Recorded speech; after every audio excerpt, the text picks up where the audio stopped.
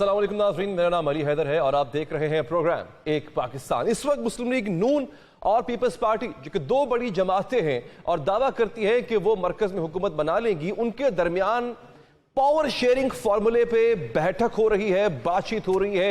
ये पहली बैठक नहीं है, इससे पहले भी कई दफा मुलाकातें हो चुकी हैं, लेकिन लग रहा है कि आज हतमी फैसला हो जाएगा। ये बैठक, ये नशिस्त बहुत देर से जारी है, इसमें एक मुख्तसर वक्फा आया और अब कहा जा रहा है कि 10 बजे जो कि बज चुके हैं, दोबारा इस नशिस्त का आगाज होगा। सवाल यहां पर यह है कि इससे पहले ये खबरें जो गर्दिश कर रही थी कि फलां जुमात हुकूमत बनाना नहीं चाहती, मुस्लिम लीग नून इंटरेस्टेड नहीं है कि का ताज अपने सर पे पहने, पीपल्स पार्टी को भी खदशात लाक है, पीटीआई दावा कर रही है कि उसके पास नंबर्स पूरे हैं, लेकिन फिर भी वफाक में वो किसी भी किस्म का ऐलान करने से कतरा रही है। क्यों तमाम बड़ी जमातें वफाक में हुकूमत बनाने से कतरा रही हैं नाज़रीन, इस पर भी बात करेंगे। और एक दौर जो कल हुआ था इन्हीं मुज़ाकरात का और एक आज हुआ है, इस पर भी हम बात करेंगे नाज़रीन। सबसे पहले आपको बताते हैं कि power formula, power sharing formula basically इनका है क्या, इन्होंने फॉर्मुलेट क्या किया हुआ है, होगा क्या। सबसे पहले एक इसके जो खदोखाल हैं, इसका जो स्ट्रक्चर है नाज़रीन, वो बिलावल भुट्टो साहब एक जलसे में बता चुके हैं कि हुकूमत के आखिरी 2 साल इन्हें वजीर आजम बनने की पेशकश की गई थी, लेकिन इन्होंने ये पेशकश मुस्तरद कर दी थी। अब बिलावल भुट्टो के इस दावे के बाद रद्द-ए-अमल बनता था, रद्द-ए-अमल आया। इसहाक डार साहब ने कहा कि जो चीजें अभी डिस्कस हो रही हैं, जो चीजें अभी जेर गौर हैं, इनको पब्लिक में ना लाया। अच्छा, अब आते हैं इस पूरी सूरत हाल को डायसेक्ट करते हैं। सूरत हाल है क्या? वफाक में हुकूमत लेने पर मुस्लिम लीग नून में कशमकश है, एक धड़ा मानता है, एक धड़ा नहीं मानता। पहले कहा गया कि वफाक में हुकूमत हम बनाएंगे, फिर नून लीगी रहनुमा जावेद लतीफ साहब का एक बयान सामने आया, बल्कि उन्होंने ट्वीट किया। उन्होंने लिखा, खुदा करे मुस्लिम लीग नून ये फैसला कर ले कि जिसको मरकज में अक्सरियत दिलाई गई उसी जमात को हुकूमत बनाने का मौक़िफ़ दिया जाए। इस ट्वीट में आप देख लें, थोड़ा तंज भी शामिल है। फिर जनाब साद रफीक साहब ने ट्वीट किया और वो ट्वीट बड़ी दिनों तक मीडिया की जीनत बना रहा, सोशल मीडिया की जीनत बना रहा। वो लिखते थे कि मौजूदा कौमी असम्बली में किसी को कतई अक्सरियत हासिल नहीं, वफाकी हुकूमत की तश्कील मुस्लिम लीग नून की नहीं, पार्लियामान में मौजूद तमाम जमातों की मुश्तरका जिम्मेदारी है। पीटीआई हिमायत याफ्ता आज़ाद अरकान पहल करें, पीपल्स पार्टी के साथ मिलकर मरकजी हुकूमत। मुस्लिम लीग नून को कांटों का ये ताज अपने सर पर सजाने का शौक नहीं है। अब एग्जैक्टली वही अल्फाज जो मैंने अल्फाज अदा किए, इसको कांटों का ताज समझ रहा है हर कोई। अच्छा, इसके बाद क्या होता है? अब यही चहमगोइयां होने लग गई थी नाजरीन, मुस्लिम लीग नून हुकूमत बनाना नहीं चाहती, मुस्लिम लीग नून इंटरेस्टेड नहीं है। लेकिन फिर मुस्लिम लीग नून की तर्जुमान ने कहा कि वफाक में हुकूमत शहबाज शरीफ ही संभालेंगे। अब हुकूमत ना लेने की जो बात साद रफीक साहब और जावेद लतीफ साहब ने की, वो उनकी जाती राय है, ये कहा गया। अब कंफ्यूजन का शिकार नून लीग नहीं है, यहां पर हम देखते हैं कि तहरीक इंसाफ भी गुमगू का शिकार है। कभी कहती है मरकज में हुकूमत बनाएगी, कभी कहती है नहीं बनाएगी, लेकिन फिर इरादा बदल देती है, कहती है बनाएंगे। अब नाज़रीन, हमने आपको बता दिया कि खबर क्या है, अब आपको बताते हैं कि असल में मसला क्या है अपने सेगमेंट के दूसरे हिस्से में। दोस्तों, मसला जो है ना, वो हुकूमत बनाना नहीं है, ये मसला नहीं है। मसला ये है कि जिससे हुकूमत बनानी है, इसे सियासी कीमत अदा करना होगी। जी हाँ, वो कीमत क्या है वो मैं आपको बताता हूं। माशी कीमत है, सियासी सूरत हाल में मुश्किल फैसले आपको करना पड़ेंगे, कोई बोझ अकेले उठाने को तैयार नहीं है। 16 माह का एक एक्सपीरियंस हो गया। कैसे?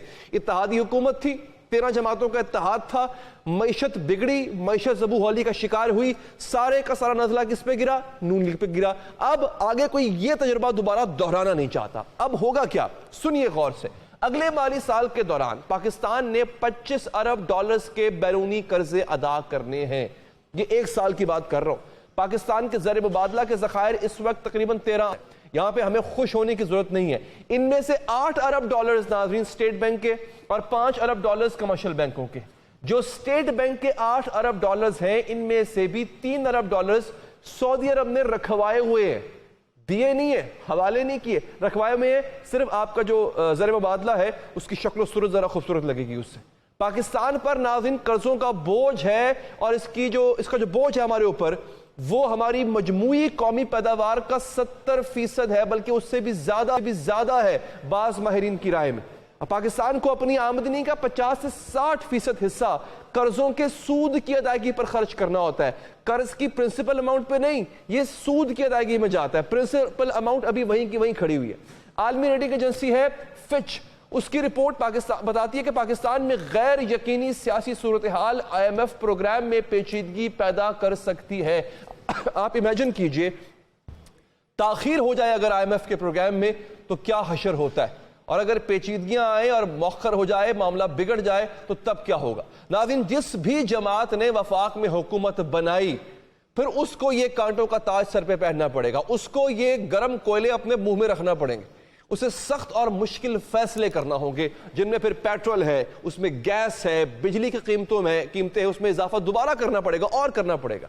IMF से अगर आपको मुआहदा मुकम्मल करना है तो फिर आपको आवाम की मजीद खाल उधेड़ना पड़ेगी। तो मुझे खुद बताइए, क्या वो सियासी तौर पे दुरुस्त फैसला होगा जो भी जमात आती है, और उसको ये काम अगले 6 महीनों में करना होगा। ये कई सालों के पे मुहित कोई प्रोग्राम नहीं होगा, अगले 6 महीनों में उसको आवाम के ऊपर मजीद बोझ लादना होगा। IMF के मुतालबे पर अभी हाल ही में नाज़रीन गैस की कीमतों में 87% इजाफा किया गया, क्योंकि IMF ने कहा था कि 15 फरवरी 2024 तक किसी भी सूरत में, हर सूरत में गैस की कीमत बढ़ाई जाएगी। मैं तस्दीक करता चलूं नाज़रीन, ये 67% है, 67% इजाफा हुआ, और ये बहुत बड़ा इजाफा है। और यहां पे बात अभी रुकेगी नहीं, ये बात अभी और बढ़ेगी, ये महंगाई अभी और बढ़ेगी। नाज़रीन, निगरान दौरे हुकूमत में ये गैस की कीमतों में दूसरा इजाफा है, एक साल में ये तीसरा इजाफा है। ये भी निगरान की बात हो रही है, जिसका बराह रास्त उसने कोई नेगोशिएशन टेबल पे वो IMF के साथ अभी नहीं बैठा। अभी नाज़रीन 11 फरवरी को बिजली की फी यूनिट कीमत में भी 4.5 रुपए का इजाफा किया गया। बिजली सारिफीन पर 82 अरब रुपए का इजाफी बोझ डाला गया। इस वक्त महंगाई की मजमूई शरह 34% है। कहने पर मजीद सख्त माशी फैसले किए जाएंगे, और अगर किए गए तो फिर आप देखिए कि वो कैसा तूफान है, वो कैसी बर्बादी है जो ये महंगाई ला सकती है। एक आम आदमी ये सोच के उसकी नींदें हराम हो जाती है नाज़रीन। और ये महंगाई की शरह में अभी इजाफा होना है। सियासी जमातें सख्त फैसले क्यों करें, वो ये जिम्मेदारी क्यों लें? वो ये जिम्मेदारी नहीं लेंगे क्योंकि उनको लॉन्ग टर्म मफाद जो है, या मुल्क का लॉन्ग टर्म मफाद जो है वो अजीज नहीं होता, वो बड़े शॉर्ट टर्म गोल्स उनके जहन में होते हैं। नाज़रीन, अब सब गुरेज है, हर कोई भाग रहा है। ये इस वक्त वजारत उज़्मा का ओहदा एक ऐसा ओहदा बन चुका है कि हर कोई इससे दूर भाग रहा है। ये वो ताकत है कि जो कोई अपने हाथ में लेना नहीं चाहता। नाज़रीन, ये लग रहा है कि जैसे कोई 440 वोट का खंबा है कि कोई इसको टच करना नहीं चाह रहा। इलेक्शन से पहले पीपल्स पार्टी भी दावे करती थी कि आइंदा वजीर आजम इसका होगा, लेकिन अब 2 साल की वजारत उज़्मा अपनाने को भी पीपल्स पार्टी तैयार नहीं है। यानी इतनी बड़ी सियासी कीमत है जो वो अदा कर सकते हैं अगर वो ये ओहदा लेते हैं। तो बात करेंगे, हमारे साथ इस वक्त एक न्यूज़ के नुमाइंदा खुसूसी सिद्दीक साजिद साहब, जो कि हमें अहवाल बताएंगे जो मीटिंग फिलहाल अभी चल रही है इन सियासी इत्तेहादियों की। साजिद साहब बताइएगा, कुछ पेशरफ्त हुई है, कुछ डेडलॉक से वो ख़त्म हुए हैं? जी बिल्कुल, डेडलॉक जो है वो ख़त्म हो चुका है। मुसवदा जो है वो शेयर कर दिया गया है पीपल्स पार्टी के साथ, और अभी दोबारा पीपल्स पार्टी का वफद जो जरदारी हाउस में मुलाकात करके आसिफ जरदारी और बिलावल भुट्टो जरदारी से थोड़ी देर में दोबारा यहाँ पे मिनिस्टर इनक्लेव में पहुँचने वाला है, जहाँ पर हम इस वक्त खड़े हैं। 4 बजे ये मुज़ाकरात शुरू हुए थे, 8:30 बजे तक एक दौर हुआ, अब दूसरा दौर शुरू होगा। और इस दौरान जो है वो MKM का वफद जो है वो मुस्लिम लीग नून से मिला है, और मुस्लिम लीग नून की जो राब्ता कमेटी है उससे वो जो मसवदे की एक कापी है जो पावर शेयरिंग फार्मूले से मुताल्लिक है वो MKM के साथ भी शेयर कर दी है। MKM ने कहा है कि वो इसका जायज़ा लेंगे और अपना जो है इसके ऊपर रद्द-ए-अमल भी देंगे और अपना मौक़िफ़ भी देंगे, और साथ ही साथ उन्होंने ये यकीन दहानी कराई है कि मरकज़ में हुकूमत साजी के हवाले से हम मुस्लिम लीग नून के साथ जो है वो तावन जारी रखेंगे। जो पीपल्स पार्टी किया हुआ है, ये नून लीग का प्रपोजल है सारे का सारा, या इसमें पीपल्स पार्टी का भी कुछ इनपुट शामिल है? नहीं, ये दोनों का है। पीपल्स पार्टी की राब्ता कमेटी और नून लीग की राब्ता कमेटी, अच्छा। उन दोनों ने इस मसवदे को जो है वो तैयार किया है, लेकिन चूंकि इसके ऊपर जो मरकज़ी क़यादत थी उनके साथ उनकी मंजूरी हासिल करना ज़रूरी था। इसमें मरकज़ में हुकूमत साजी, और जिसकी तरफ आप इशारा कर रहे थे वो सबसे बड़ा पॉइंट है जो आपने उठाया है।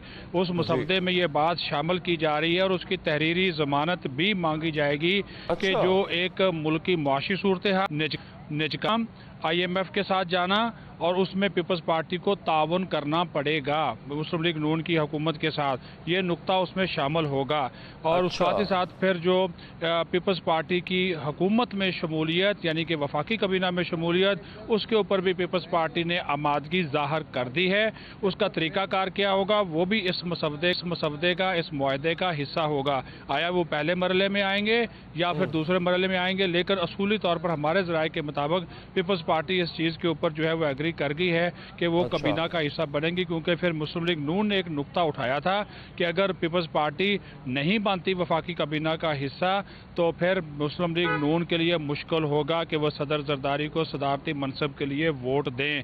یہ بڑی ایک اہم چیز جو تھی وہ کیونکہ نشیب و فراز اس میں آئے ہیں، اس میں کوئی شک نہیں ہے، نشیب و فراز آتے رہے ہیں اس بات چیت کے دوران، لیکن آخر کار جو ہے وہ چونکہ جس طرح یہ 5واں دور ہے، اس سے پہلے 4 دن تک یہ میٹنگز مختلف مراحل میں چلتی رہی رابطہ کمیٹی کی، اور اس کے بعد اب سے تھوڑی دیر پہلے ہم نے پیپلز پارٹی کے کچھ دوستوں سے بھی بات کی، نون لیگ کے دوستوں سے بھی، تو انہوں نے اب دونوں کا یہ موقف تھا کہ ہم کافی حد تک مثبت پیش رفت جو ہے وہ کر چکے ہیں، اور اگر یہ آج ابھی جو دوبارہ میٹنگ شروع ہوگی اس معاہدے کے تمام نکات پہ اوپر جو ہے وہ اتفاق ہو جاتا ہے تو پھر کل آصف زرداری اور نواز شریف کی ملاقات ایکسپیکٹڈ ہے، ان کی موجودگی میں پھر اس کے اوپر جو ہے وہ دستخط یہ ایک اہم ملاقات ہوگی، اور یہ بھی دیکھنا ہوگا کہ پیپلز پارٹی نے اس میں اپنا کیا کچھ منوایا ہے۔ بہت بہت شکریہ صدیق ساجد صاحب، آپ نے ہمیں اپڈیٹ کیا۔ یہ ملاقات فی الحال جاری ہے، مسودہ جو ہے وہ بانٹ دیا گیا، فی الحال جو ہے وہ بتا دیا گیا ہے کہ شرائط کیا ہے۔ اچھا، ہمارے ساتھ اس وقت پاکستان تحریک انصاف کے رہنما محترمہ مہر بانو قریشی صاحبہ ہیں۔ قریشی صاحبہ بہت شکریہ، آپ نے وقت نکالا۔ آپ کی جماعت بھی دعویٰ کر چکی ہے نا کہ ہمارے پاس نمبرز پورے ہیں اور ہم حکومت بنانے کی پوزیشن میں ہیں، آپ سیاسی الائنس بھی کر رہے ہیں پارلیمان کے اندر۔ یہ بتائیے گا آپ کوئی سبسٹینشل اعلان کیوں نہیں کر رہے حکومت بنانے کا؟ آپ صرف ابھی تک بیان بازی کی حد تک محدود ہیں کہ آپ کے پاس نمبرز پورے ہو چکے ہوئے ہیں، آپ کا کوئی ٹھوس قدم سامنے کیوں نہیں آ رہا گورنمنٹ فارمیشن کے لیے؟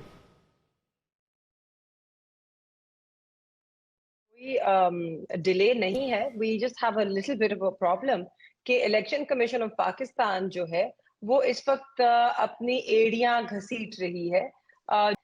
جو ہماری اپیلز ہم نے دائر کی ہیں ای سی پی کے ساتھ کہ آپ فارم 45 کے مطابق رزلٹ جاری کیجئے، کیونکہ جو فارم 47 ہے وہ متنازع ہے، وہ ان violation of the law issue کیا گیا ہے۔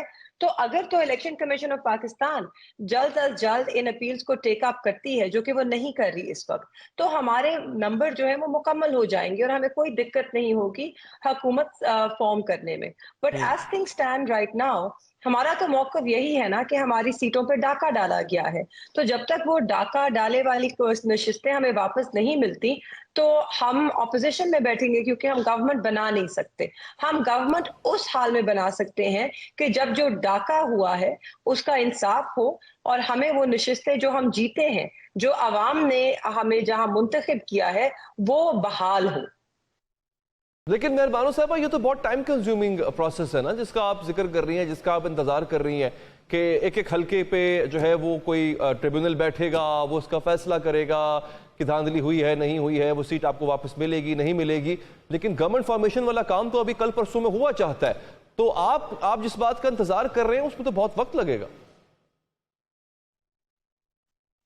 جی دیکھیے، جیسے یہ ووٹ آف نو کانفیڈنس لائے تھے یا شو آف کانفیڈنس کا ووٹ مانگا گیا تھا، تو ہم بھی جیسے ہی یہ سارے نتیجے آتے ہیں اور الیکشن کمیشن آف پاکستان اپنی کارروائی مکمل کرتی ہے، اور ہمیں امید ہے کہ وہ اس میں زیادہ وقت نہیں لگائیں گے، کیونکہ جمہوریت متاثر ہو رہی ہے، عوام متاثر ہو رہی ہے، کیونکہ عوام کا مینڈیٹ جو ہے وہ اس وقت چوری ہوا ہے۔ تو بہتر تو یہی ہوگا کہ الیکشن کمیشن آف پاکستان یہ جلد از جلد کرے، and it's not time consuming process actually. Form 45 سارے موجود ہیں، ہم اپنی طرف سے دے بھی چکے ہیں۔ اگر اس وقت ای سی پی کو جو ان کے پاس فارم 45 ہے ان کو پبلک کرنا چاہیے ہے، اور اگر ان میں تضاد ہے تو پھر وہ آگے جائے گا فردر اپیل میں، مگر فارم 45 کمپیئر کیجئے اور فارم 45 کی بنا پر آپ رزلٹ جاری کیجئے۔ It's not time consuming at all, it would take may be an hour پر کنسٹیچوئنسی، اور یہ 1 یا 2 دن میں نپٹا سکتے ہیں where there's a will, there's always a way.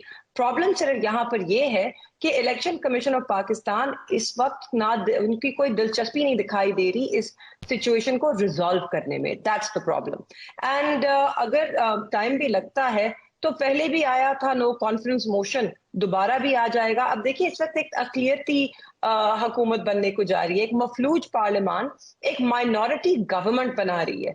Minority governments by nature are not stable.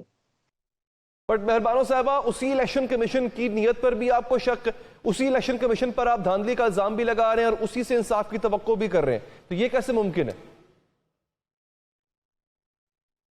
जी मेरे हलके में NA 151 में मेरा तो शुरू में यही मानना था कि क्लरिकल एरर है, क्योंकि मैं यही सोच रही थी कि जरूर इलेक्शन से पहले एक फ्री एंड फेयर एनवायरनमेंट नहीं थी, लेवल प्लेइंग फील्ड नहीं दिया गया. मगर पोलिंग डे एक बहुत ही खूबसूरत दिन था, एटमॉस्फेयर बहुत अच्छा था, बहुत अच्छा माहौल था. और मैंने सोचा कि शायद अब जो ज़र्ब लगी है जमहूरियत पे, हम उस पर मरहम रखने जा रहे हैं. तो जब रिजल्ट आया तो मुझे इतना उसमें तजाद था फॉर्म 45 और 47 में, मैंने सोचा शायद कोई किसी का हिसाब कमजोर है, उनसे गलती हो गई है, वो मैन्युअली एंटर कर रहे थे, हो जाता है. I gave them the benefit of the doubt and मैंने उनसे यही रिक्वेस्ट भी की कि आप दुरुस्त की कर लें. और मगर फिर जब मैं रिकाउंट की अपील लेकर गई और मुझे कोई नहीं मिला तो मुझे खदशा हुआ कि दाल में कुछ काला है, यहाँ पे कोई गड़बड़ है. मगर मुझे फिर भी उम्मीद थी, और मेरा अभी भी मानना है कि शायद ये सिर्फ एक लोकल सतह पर, आपको मालूम है कि किस तरह लोग दबाव में आ जाते हैं या कभी कोई लालच में आ जाते हैं. तो मैंने सोचा कि ये शायद लोकल सतह पर मुल्तान तक महदूद है और ये सब हुआ है. इसलिए मैं इसी उम्मीद के साथ इलेक्शन कमीशन ऑफ पाकिस्तान के पास गई हूँ. मुझे देखिए उन पे ऑलरेडी एक बहुत बड़ा धब्बा लगा हुआ है और दाग अच्छे नहीं होते, हाँ सिर्फ सर्फ एक्सेल के लिए अच्छे होते हैं. तो मुझे उम्मीद है कि वो चाहेंगे कि वो इन दागों को धो दें, एक शफाफ इन्वेस्टिगेशन करके इन अपीलों को एक सिंसेरिटी और संजीदगी के साथ लेकर, जो उनके ऊपर एक बहुत बड़ा धब्बा लगा हुआ है या एक इल्जाम है कि उन्होंने मुनसिफाना इलेक्शन नहीं कराया, मुझे उम्मीद है कि वो चाहेंगे कि जो इलेक्शन कमीशन ऑफ पाकिस्तान की साख है, जो उसकी रेप्यूटेशन है, वो उसको किसी तरह बहाल कर सके. और जो आवाम में इस वक्त नाउमीदी सी पैदा हो रही है या एक डिसरिस्पेक्ट पैदा हो रहा है इलेक्शन कमीशन ऑफ पाकिस्तान के लिए, वो उससे पलटने नहीं देंगे. चले, ये तो बात हो गई वोटिंग के अमल की. एक दाग आप पर भी लगा हुआ है, सियासी दाग है मेहरबानो साहिबा, मैं आपकी जमात की बात कर रहा हूँ कि आप लोग सियासी तन्हाई का शिकार रहे हैं शुरू दिन से लेकर अब तक. किसी को साथ मिला के चलने के कायल नहीं आप, किसी की बात सुनने के कायल नहीं, और अभी भी आप एक सियासी तन्हाई का शिकार हैं. आप गवर्नमेंट बना सकते हैं अगर आपके पास अच्छे एलाइज होते, लेकिन वो नहीं है आपके पास. नहीं जी, ऐसी तो कोई बात नहीं है. पाकिस्तान तहरीक इंसाफ के साथ पूरा पाकिस्तान चल रहा है, अवाम चल रही है. आप वोट्स देखिए कि किस तरह एक भारी इक़दार में हमारे पास वोट्स हैं. अगर आप इंडिविजुअली भी देखें, हमारा टोटल वोट काउंट देखिए, सिर्फ सीट्स नहीं, तो पाकिस्तान की अवाम तो पाकिस्तान तहरीक इंसाफ के साथ है, और जिस जमात के साथ अवाम हो वो तन्हा तो कभी नहीं होती. तो ये बताइएगा मेहरबानो साहब, अगर हुकूमत नहीं बन पाती आपकी, तो अपोजिशन का रोल अदा करने को आप तैयार हैं? You will be the largest opposition, single largest opposition in the parliament. Opposition में बैठेंगे फिर आप? जी देखिए, पिछली बार से तो अब जो सूरत हाल है वो और भी खराब है. अब देखिए, मैं I am not a member of the CEC, वो बेहतर ये जवाब दे सकेंगे. मगर जहां तक मेरा मानना है कि इस वक्त जो आपको एक्शंस जो लेने हैं ना, वो बड़े कठिन हैं, बड़े मुश्किल हैं. आपको आवाम को एतमाद में लेकर लेने हैं. There are no easy solutions to the problems Pakistan faces right now. सबसे पहला तो होगा कि बजट तैयार करना जून में, और उसके अंदर सबसे जरूरी बात है कि IMF के साथ आपका मुआहदा क्या है, उसे तय करना. तो हमने पहले भी बिल्कुल with the right intention and एक क्लियर कॉन्शियंस के साथ तब भी बात की थी, और आज भी हम उसी कॉन्शियंस के साथ और आवाम को रिप्रेजेंट करते हुए जाएंगे कि किस तरह देखिए मुश्किल फैसले होने हैं. मगर तब भी खान साहब ने, जो वजीर आजम थे उस वक्त, उन्होंने एहसास प्रोग्राम तश्कील दिया और उसके अंदर हमने एक सोशल सेफ्टी नेट बनाई for the most underprivileged and the most affected. اور ہم تو انہی پروگرامز کو آگے بڑھانا چاہیں گے کیونکہ وہی ایک سیفٹی نیٹ ہے جو ہم عوام کو اس وقت دے سکتے ہیں، کیونکہ بہت مشکلات کا سامنا کرنا ضرور ہوگا. جو بھی حکومت بنائے گا اسے بہت مشکل کٹھن فیصلے کرنے ہیں. ٹھیک ہے، یہ تو آپ نے بات کی ہے آپ کی معاشی پالیسی کے حوالے سے. سیاسی حوالے سے بتائیے گا کہ ٹھیک ہے آپ کہہ رہے ہیں کہ آپ کی سیٹس واپس آپ کو مل جائیں گی، فیئر انف. فی الحال تو یہ ہوتا ہوا فوری طور پر نظر نہیں آ رہا، تو پھر اپوزیشن میں بیٹھنے کا ارادہ ہے آپ کا؟ جی دیکھیے، اگر ہم الیکشن کمیشن میں جو اپنی اپیل لے کر گئے ہیں، اگر اس میں سنوائی دیر تک ہوتی ہے یا وہاں سے ہمیں انصاف نہیں ملتا تو ہمارے پاس ایک اور راستہ بھی ہے، ہم وہاں سے ہائی کورٹ جائیں گے. اور اگر ہائی کورٹ میں بھی ہمیں انصاف نہیں ملتا تو ہم سپریم کورٹ جائیں گے.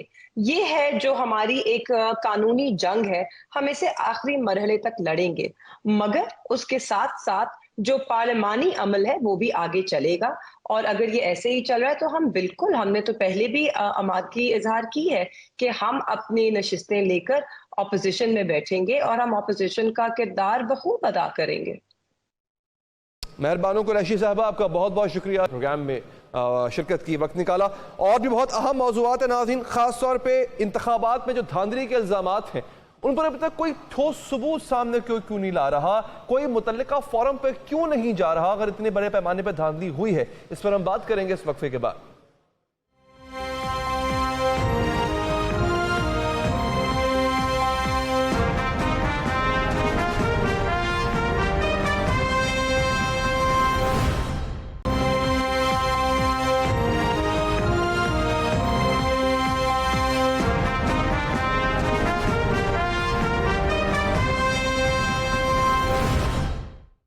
ویلکم بیک ناظرین، آپ کو اپنے اگلے سیگمنٹ میں خوش آمدید کہتے ہیں. سب سے پہلے آپ کو بتاتے ہیں کہ خبر کیا ہے.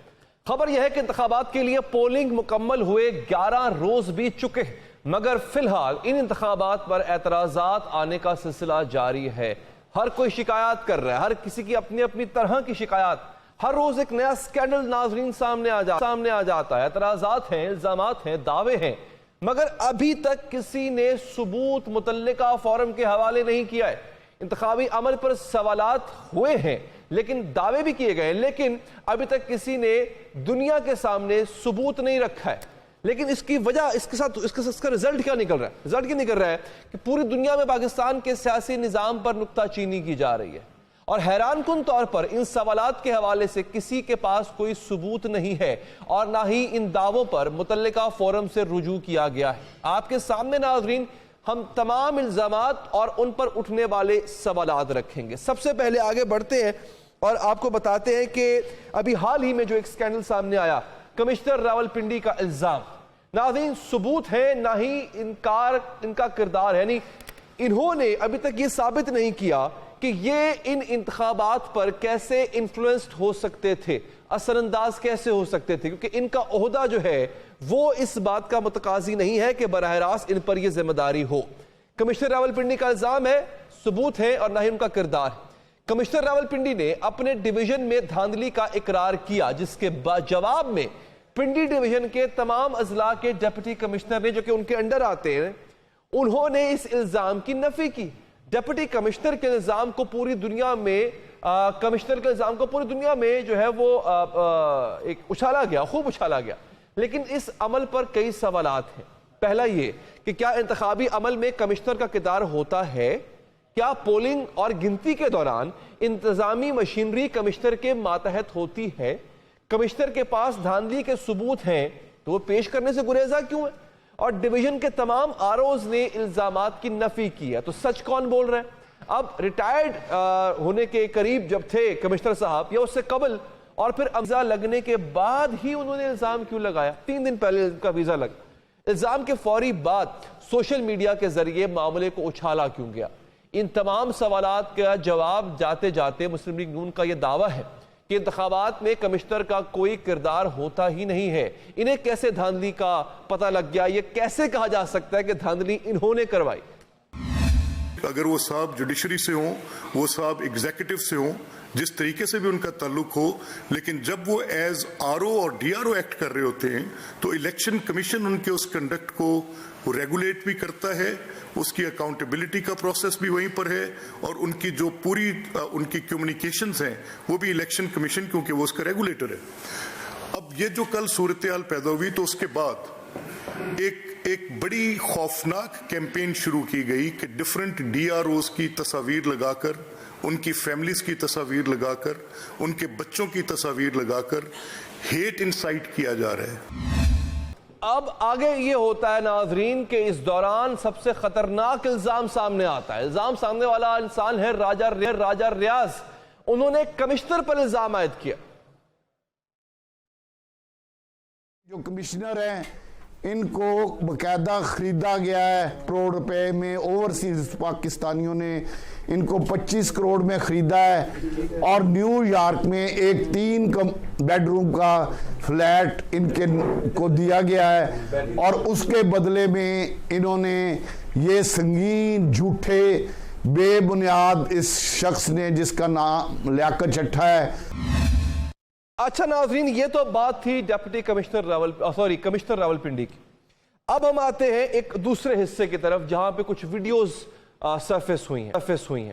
صحافی ہیں رائے ثاقب کھرل، ان کی ویڈیو سامنے آتی ہے، اور اس ویڈیو کے اندر جو ہے وہ بیلٹ پیپرز کی انلیگل چھپائی دکھائی جاتی۔ ناظرین، اس کہانی میں جھول جو ہے وہ بتایا گیا ہے۔ بعض لوگوں نے تنقید کی اور کہا اس میں جھول ہے۔ سابق کمشنر راولپنڈی کے الزامات پر تحریک انصاف کی جانب سے تحقیقات کا جو ہے وہ اعتراض جو ہے وہ لگایا گیا۔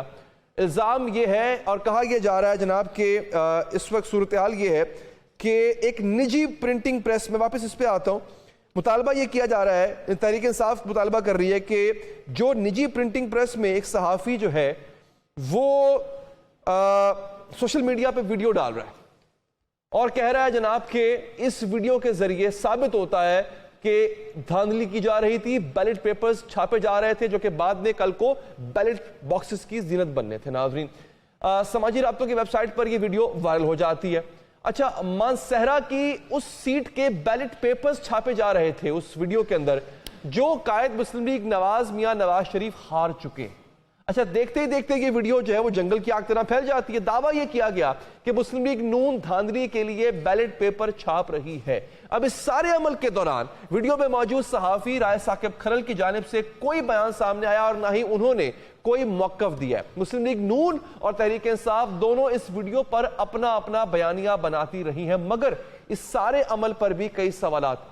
نواز شریف کی ناکامی کا نوٹیفیکیشن آنے کے بعد جو بیلٹ کا کام ہے، وہ جو نامکمل بیلٹ ہے اس کی ضرورت نہیں ہے، یعنی نوٹیفیکیشن جاری ہو چکا ہے۔ اب وہ جو خالی بیلٹ پیپرز ہیں وہ کیوں چھاپے جائیں گے، اس کا کوئی فائدہ نہیں ہے۔ ناظرین، سرکاری پرنٹنگ پریس کی بجائے نجی پرنٹنگ پریس میں اس کو کیوں نہیں چھاپا گیا، جہاں پہ جو ہے وہ کیوں چھاپا گیا جہاں پہ وہ ایکسپوزڈ ہے، اوور ایکسپوزڈ ہے۔ آگے بڑھتے ہیں۔ اگر بیلٹ پیپر دھاندلی کے لیے استعمال ہونا تھا تو پھر اس کو کسی خفیہ جگہ پہ پرنٹ کرتے نا، ایسی جگہ پہ کیوں پرنٹ ہو رہا تھا جہاں پہ صحافی کی دسترس بڑے آرام سے ہو گئے۔ پھر صحافی ثاقب کھرل صاحب کا دعویٰ ہے کہ ویڈیو انہوں نے نہیں اپلوڈ کی، تو پھر ویڈیو اپلوڈ کس نے کی ہے؟ اگلا سوال یہ بھی بنتا ہے کہ کیا ویڈیو محض انتخابی عمل کو مشکوک بنانے کے لیے بنوائی گئی تھی؟ صحافی کو ویڈیو بنوانے کے لیے جو ہے وہ کیا کوئی پریشر تھا یا کوئی اور صورتحال تھی؟ ناظرین، یہ اب ہم اس سوال کو یہاں چھوڑتے ہیں، اس کا جواب ہم لیں گے کہ جو ویڈیو سرفیس ہو رہی ہیں اس کے پیچھے کیا راز ہے، اس کے پیچھے کیا کہانی ہے۔ اب آ جاتے ہیں ایک اور اعتراض پر جو ایک اور جماعت نے کیا۔ ناظرین، جماعت ہے جی ڈی اے۔ انہوں نے سندھ میں ایک بہت بڑا پاور شو کیا ہے۔ ناظرین، گرینڈ ڈیموکریٹک الائنس کے سربراہ ہیں پیر صبغت اللہ راشدی۔ انہوں نے الزام عائد کیا کہ انہیں کہا گیا کہ جی ڈی اے ختم کرو اور پیپلز پارٹی میں شامل ہو جاؤ۔ ابھی نتائج اس کا مطلب ہے کہ پہلے سے بک تھے۔ وہ یہ کہہ رہے ہیں کہ اگر مجھے کہا جا رہا ہے کہ پیپلز پارٹی کا حصہ بن جاؤ، اس کا مطلب ہے پیپلز پارٹی کا جیتنا پہلے سے طے تھا۔ سنیے انہوں نے کیا کہا۔ اس الیکشن کو تو ہم لوگ جی ڈی والے قبول کرتے ہی نہیں، ریجیکٹ کرتے ہیں۔ زرداری صاحب کے ساتھ الائنس کر لو، اپنی سیٹیں نکال لو، جی ڈی اے کو بھول جاؤ۔ تو اب جب फैसला हो ही गया था कि पूरा सिंध पीपल्स पार्टी को देना है, तो लिहाजा ये दोनों भी हमें छोड़नी पड़ेगी, इस पे भी जरदारी साहब के लोग आ जाए। कहा तो फिर सुन लो, जीटीए के सामने 0 लिखा हुआ है, एमक्यूएम के सामने 15+ लिखा हुआ है। इनके जवाब में पीपल्स पार्टी ने जीडीए को दोबारा इलेक्शन का चैलेंज दे दिया है। इसी पर बात करने के लिए हमारे साथ मौजूद हैं जीडीए की रहनुमा मोहतरमा सारा बानो साहिबा। सारा साहबा, बहुत शुक्रिया आपके कीमती वक्त का। तो फिर जीडीए को ये चैलेंज कबूल है कि दोबारा इलेक्शन करवा लें, दूध का दूध पानी का पानी हो जाएगा? ये पीपल्स पार्टी चैलेंज कर रही है आपको। अस्सलाम वालेकुम। आपने पूरा सुन भी लिया, चला भी लिया। आपने सीरियस लिया इन लोगों को? अच्छा, मेरा ख्याल है कि आपको भी लेना चाहिए। उनको जीत हुई है इलेक्शन में। उनकी जीत हुई है इलेक्शन में। देखिए, वो आपको भी पता है और बाकी सबको पता है जीत कैसे हुई है। इनकी किसी बात को हमने कोई सीरियस नहीं लिया, क्योंकि ये तो बेचारे खुद दबे हुए हैं। पहले राव अनवर की प्रेस कॉन्फ्रेंस करके इनका बाजू मरोड़ा गया। उसके बाद ये जो यहाँ पर क्रैकडाउन हुआ था, जो किया था यहाँ पर, कि वो लिंक पकड़ा गया था जहां से स्मगलिंग का तेल आता था, और गोदामों पे छापे मारे थे, चीनी का गोदाम, गंदम का गोदाम। ये तो बेचारे खुद है ताब में, इनके तो खुद बाजू मरोड़े हुए, तो ये कैसे बात कर सकते हैं? नहीं, ये तो बड़े कॉन्फिडेंस से चैलेंज दे रहे हैं आपको सारा साहब। देखिए, ऐसी गुफ्तगू हम सुनते भी नहीं है। वो बात ये है कि जवाब तो देने को दिल करता है, मगर ये कि हमारी क़यादत ने भी इनको सीरियस नहीं लिया ना। उन्होंने कहा है कि इनको जवाब दे।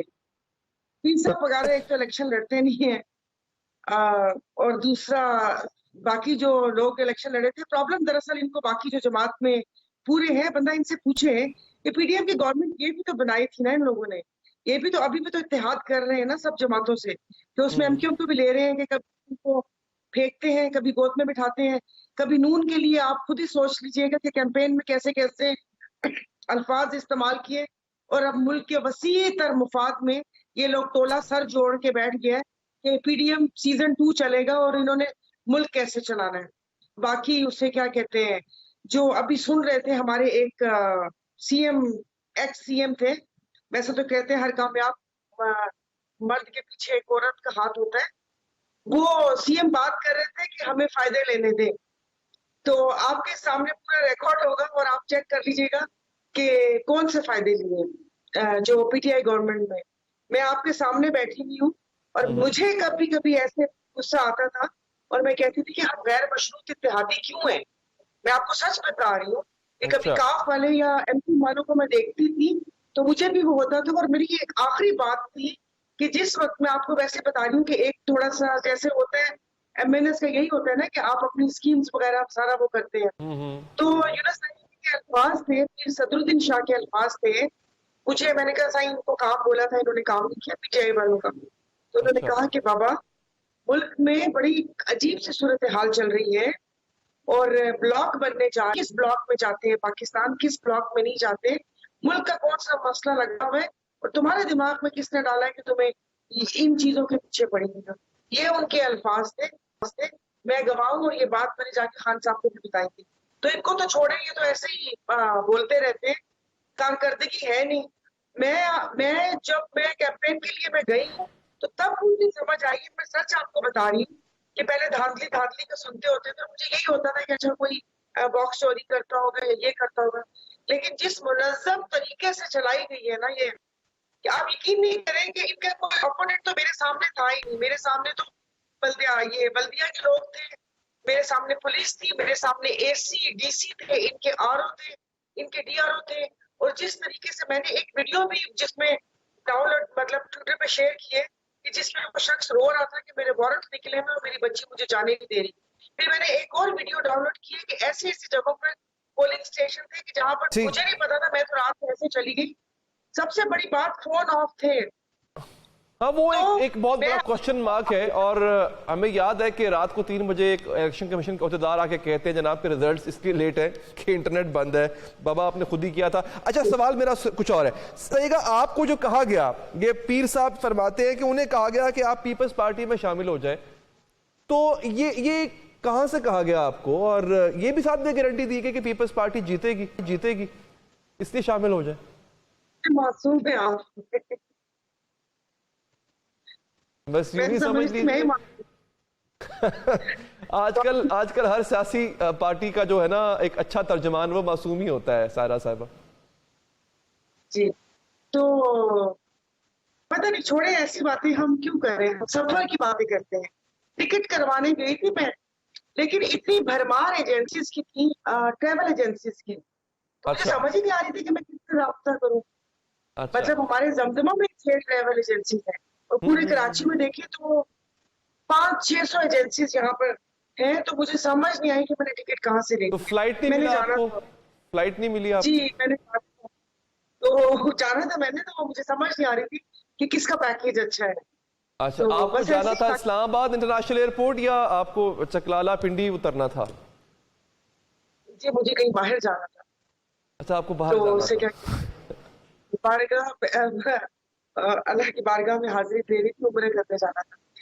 जी, तो अच्छा, ये तो पीर साहब ने तो आप जिस किसी तरह ज़ाहिर अच्छी है एजेंसी से राब्ता करें सायरा साहिबा, उनके पैकेजेस भी अच्छे होंगे और वो आपको जो है वो ये सहूलत फराहम करेंगे, आपको जाने में मसला नहीं होगा। खैर, इसमें कुछ ऐसी चीजें हैं डेफिनेटली जो कि मैं चाहूंगा कि उस पर खुल के बात काश हो सकती। अच्छा, मुझे ये बताइएगा अब आगे का लाहेअमल क्या है? एहतजाज करते रहना है, सड़कों पर रहना है आप लोगों ने? देखिए, अभी कल रहना है मोरों में, हम तो अपना एहतजाज रिकॉर्ड करवा रहे हैं, बाकी कि सड़कों पे रहना। अब आपको भी पता है कि किस लोग महंगाई की किस चक्की में पिस रहे हैं। तो आप हमारे पीर साहब की तालीमात ही यही है कि वो तो जब हमेशा खिताब भी करते हैं तो उनका स्टार्ट ही यही होता है कि अपने पड़ोस का ख्याल रखो, अपने लोगों का ख्याल रखो, इसी बात पे जोर देते हैं।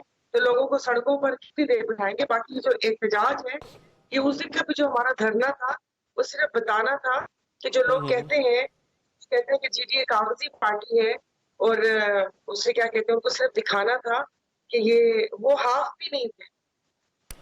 तो हम हमेशा, वो कहते हैं ना कि मैंने उससे पहले भी बोला था कि हमारे ऊपर एक टेप लगा दी जाती है मुल्क के वसी दर मफाद में। अब आप बताइए कि जीडीए, और सबसे बड़े मजे की बात है कि इल्जामात भी हमारी पार्टी पर आते हैं।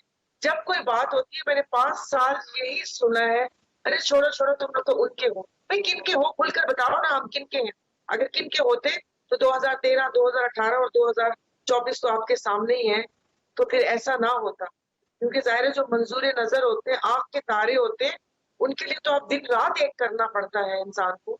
हम तो अ, ऐसे आप तो शायद रांदा दरगाह ठहरे। चलें, ठीक है, अल्लाह ताला आपके लिए आसानियां पैदा करें और वो जो फ्लाइट है वो मिल जाए। सायरा साहिबा, बहुत बहुत शुक्रिया कि आपने हमारे इस प्रोग्राम के लिए वक्त निकाला। पढ़ेंगे, और ये अब हम बिल्कुल सियासत से हट के बात करने जा रहे हैं अंडरवर्ल्ड की।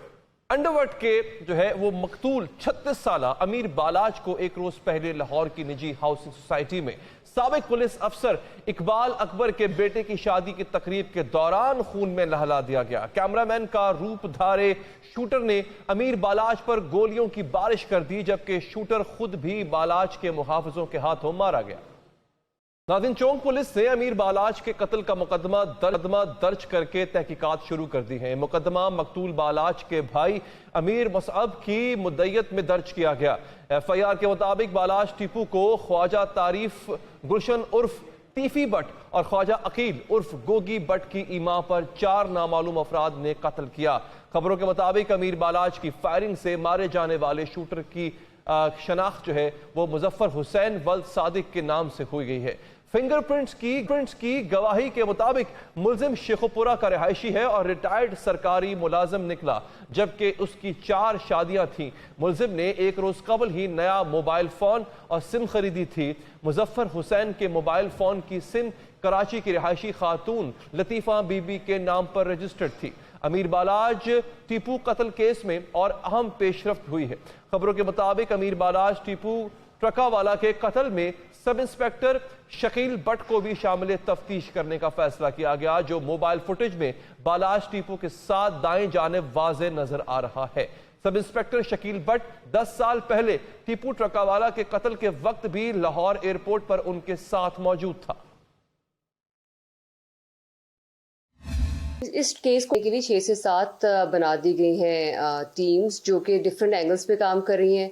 ایک ٹیم جو ہے وہ ٹیکنیکل انالیسس پہ کام کر رہی ہے، کیونکہ جہاں پہ جیو فینسنگ اگر کوئی فون یوز ہوا ہے وہاں پر اس ٹائم پر اس کو انالیسس کریں گے، جیو فینسنگ ہوگی. اس کے علاوہ ایک ٹیم جو ہے وہ اس پر ہیومن انٹیلیجنس پہ کام کرے گی، جن پہ شک ہو سکتا ہے کہ ایسے کون سے شوٹرز ہو سکتے ہیں جو ان معاملات میں انوالو رہے ہیں پچھلے کچھ سالوں میں، اور جو اس درینہ دشمنی کے اندر جو چیزیں سامنے آئیں گی اس پہ کام کرے گی. ناظرین، پولیس نے خدشہ ظاہر کیا ہے کہ امیر بالاچ کی ہلاکت دشمنی کا نیا خونی باب شروع کر سکتی ہے، جس کا آغاز 1994 میں ان کے دادا بلا ٹرکاوالا کے قتل سے ہوا تھا. خونی دشمنی امیر بالاچ ٹیپو کے دادا ہی نہیں والد کو بھی نگل گئی، اور 2010 میں امیر عارف عرف ٹیپو ٹرکاوالا کو بھی لاہور ایئرپورٹ پر قتل کر دیا گیا. اس خونی دشمنی نے 90 کی دہائی میں اس وقت شدت اختیار کی جب بابا حنیفہ جو ٹیپو ٹرکاوالا کا دست راست اس کا دشمن بن گیا، اور پھر ٹاپ 10 کہلانے والے گینگ نے شاہ عالم میں ٹیپو ٹرکاوالا کے والد بلا ٹرکاوالا کو گھر میں گھس کر ابدی نیند سلا دیا. اسی دوران بابا حنیفہ کے ٹاپ 10 گینگ نے گوال منڈی کے تیفی بٹ اور گوگی بٹ گینگ سے تعلقات استوار کر لیے، جس پر ٹیپو ٹرکاوالا اور تیفی گوگی گینگ کے درمیان سرد جنگ شروع ہو گئی تھی. اور یہ سرد جنگ ٹیپو ٹرکاوالا کے قتل کے بعد ڈرائنگ روم سیاست میں تبدیل ہو گئی. ناظرین، صلح کے بعد کاش دشمنی کا یہ باب بند ہو جاتا، مگر شوم یہ قسمت کہ دادا اور والد کے بعد امیر بالاچ کے قتل نے لاہور کو ایک بار پھر گینگ وار کے دہانے پر لا کھڑا کیا ہے. المیہ یہ بھی ہے کہ صوبائی دارالحکومت میں دہائیوں پرانی دشمنی اور چودراہٹ کی جنگ میں 1000 سے زائد افراد رزق خاک، جبکہ سینکڑوں خواتین بیوہ اور بچے یتیم ہو چکے، مگر انتقام کی یہ بھڑکتی ہوئی آگ بجھنے کو تیار نہیں ہے. اس کے ساتھ ہی ناظرین، پروگرام سے اب تک کے لیے اتنا ہی، بلکہ اس پہ ہم بات کریں گے. ہمارے ساتھ موجود ہیں ہمارے نمائندے شراز نثار صاحب. بہت بہت شکریہ شراز صاحب. شراز صاحب، یہ بتائیے گا کہ تحقیقات کہاں تک پہنچی؟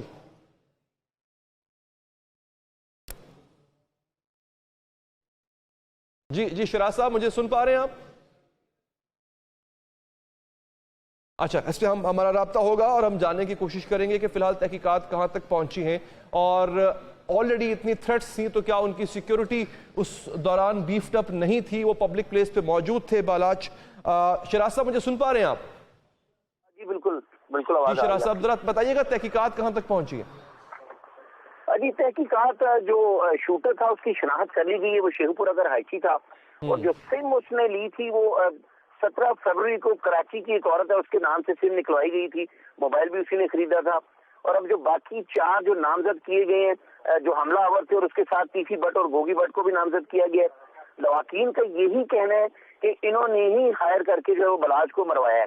اب مقدمہ درج کر لیا گیا اور اسے دفن بھی کر دیا گیا ہے. اس بات کے کیا ثبوت ہیں؟ جو کہا جا رہا ہے کہ یہ گوگی بٹ کی ماں پہ ہوا ہے، تو اس بات کا کیا ثبوت ہے؟ صرف دشمنی کی بنا پہ یہ بات کہی جا رہی ہے؟ جی، دشمنی کی بنا پہ. اور اس میں علی بڑا ایک اہم واقعہ پیش آیا تھا. کچھ ماہ قبل جو ہے وہ بالاچ نے تیفی بٹ اور گوگی بٹ کے گھروں کے باہر ہوائی فائرنگ کروائی تھی، جس کا مقدمہ بھی درج ہوا تھا، اور وہ سی کوتوالی میں اس کی تفتیش بھی ہوتی رہی. اس کے بعد یہ دشمنی جو ہے وہ اور بھی پروان چڑھ گئی، جس کے بعد کئی مقدمات بھی درج کیے گئے. اور 2017 میں بھی بالاچ کو جو ہے وہ جب کوٹ لکھپت جیل بھجوایا گیا تو اس کے باپ کے کزن جو ہیں بلال یاسین، جو اس وقت صوبائی منسٹر بھی تھے، انہوں نے اعلیٰ افسران کو کہہ کے واپس کوٹ لکھپت جیل میں کیمپ جیل میں بلوایا تھا. تو یہ بالاچ کئی اپنے انٹرویوز میں بھی کہہ چکا تھا کہ اب اس کی جان کو خطرہ ہے. وہ اپنی پراپرٹی بیچ کر یہاں سے جانا بھی چاہتا تھا.